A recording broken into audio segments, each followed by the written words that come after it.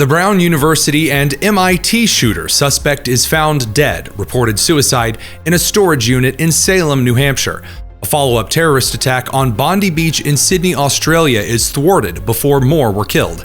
And Haitian migrants in Massachusetts join Somali migrants in Minnesota with yet another major welfare and NGO fraud scandal. I'm Tony Kinnett, host of the Daily Signal's Tony Kinnett Cast, syndicated nationally at 7 p.m. Eastern. It is Friday, December 19th, 2025. This is the Daily Signal's top news in 10. Yesterday evening, we covered the police, that includes federal law enforcement, as well as New Hampshire and Rhode Island authorities, surrounding a storage facility in Salem, New Hampshire, where it was believed that a gray Nissan believed to belong to the suspect shooter of the Boston University and MIT shootings over the last week had fled to. ATF, as well as Federal Bureau of Investigation and U.S. Marshals agents surrounded the building before moving in after several gunshots were heard. That's where the body of Claudio Neves Valente, a 48-year-old non-citizen, a green card holder from Portugal, and a former Brown University student was found with a reported self-inflicted gunshot wound. Here's a little from the following press conference. The video of that subject matched the description of that person of interest that this police department was desperate to put handcuffs on. An individual was identified as Claudio Neves Valente, date of birth, and he was a 48-year-old man. He was a Brown student, he was a Portuguese national, and his last known address was in Miami, Florida. And I will tell you that he took his own life tonight. We have members of the Providence Police Department up in Salem, New Hampshire, and we also have the BCI unit. Obviously, the FBI and their evidence recovery unit is up there, so the process is being conducted as we speak. The Providence, Rhode Island Police Department has received considerable scorn for choosing not to release the name or full image of the suspect as soon as they had it, to which it is reasoned that if the general public, like an Amber Alert situation, had the name or perhaps a picture of the suspect before he was found in a secure storage facility in New Hampshire, perhaps he wouldn't have been able to murder a professor of nuclear engineering at MIT or even escape the perimeter of Brown University, where additional footage and audio recordings from the Providence North Dispatch show that police officers may have staged and delayed outside the university, allowing Claudio Neves Valente to escape before police could apprehend him. And new information out of Bondi Beach near Sydney, Australia, in which new footage has shown the two terrorists which massacred men, women, and children at the beach at the Hanukkah festival were a part of the Gas the Jews chants in Sydney, Australia a couple of years ago. And earlier yesterday, the New South Wales Police Public Order and Riot Squad were able to intercept a vehicle in Liverpool near Bondi Beach. In total, not just 5, but 7 men were arrested by the end of the day and reportedly were suspected of traveling from Melbourne to reach the Bondi Pavilion and commit perhaps another extremely egregious terror attack in follow-up to the prior terror event just a couple of days ago, to which the Australians versus the Agenda show discovered that, according to Sky News and internal Australian government sources, that one of the 7 men arrested by the tactical operation team in Liverpool was under active investigation by an Australian intelligence service, while another was known to authorities. Good morning, welcome to the program. We have some important breaking news to bring you this morning. Sky News can reveal at least one of the men arrested in Liverpool yesterday is under active ASIO investigation.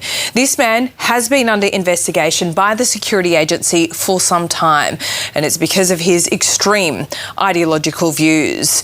Another man travelling in that car was also known to ASIO. The car they were travelling in as we reported last night, was rammed off the road by counter-terrorism police.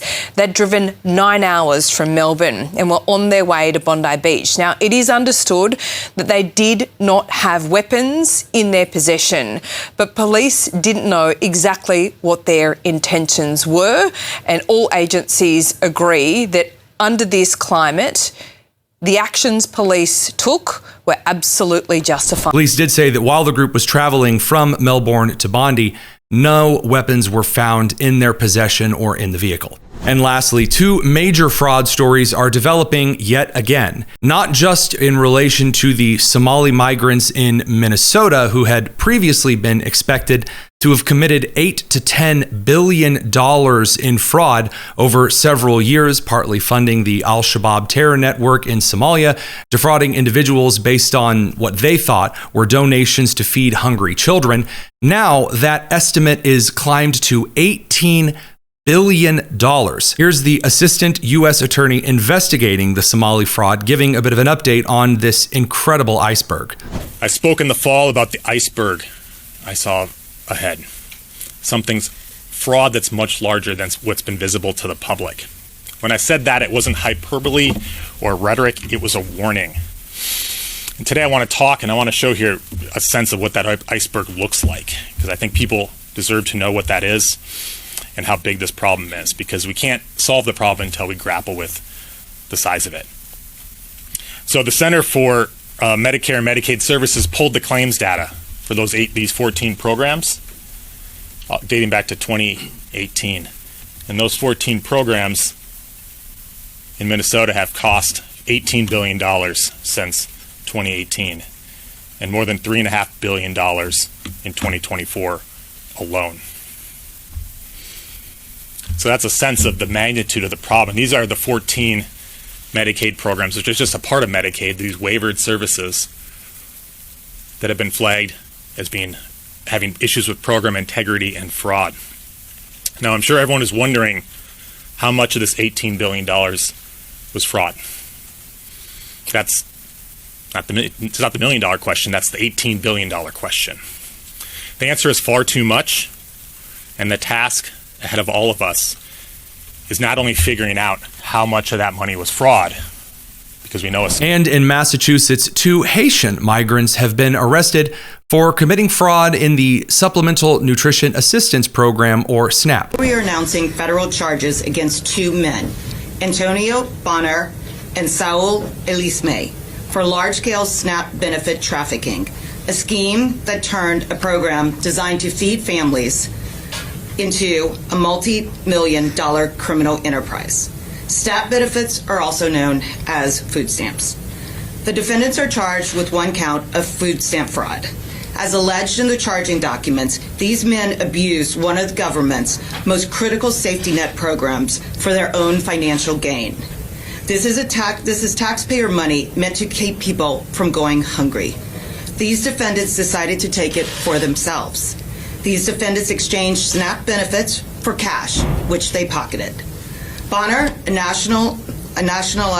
naturalized U.S. citizen from Haiti, owned the Jesuela Variety Store. Elisme, a lawful permanent resident also from Haiti, owned the Saul Mache Mixe store.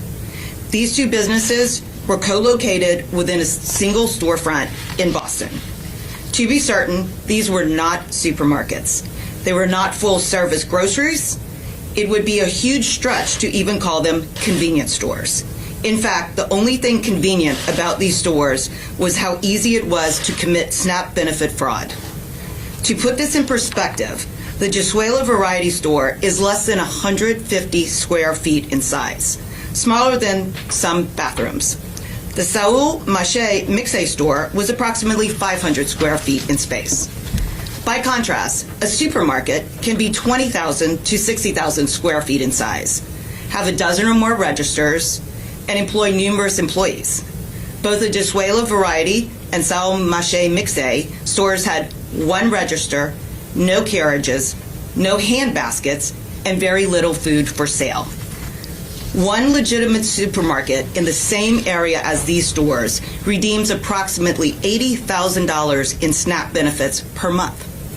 Over the last 20 months, the Jasuela Variety Store was redeeming between 3 and 6 times that amount monthly, with nowhere near the space, inventory, customers, or infrastructure to support it. The Salem Mixe store redeemed over $120,000 in SNAP benefits in the last 6 months. Simply put, there is no plausible way SNAP-eligible food could have been purchased from these stores for this long. Yet, these 2 stores are alleged to have illicitly trafficked nearly $7 million in SNAP benefits. Before you go, head down to the description and make sure you're subscribed to the Tony Kinnett Cast. And join us tonight at 7 p.m. Eastern for a roundup of the day and week's news and nonsense. I'm Tony Kinnett, and this has been the Daily Signal's Top News in 10 and our last for the next week. We're going to take a short break for Christmas. Take care.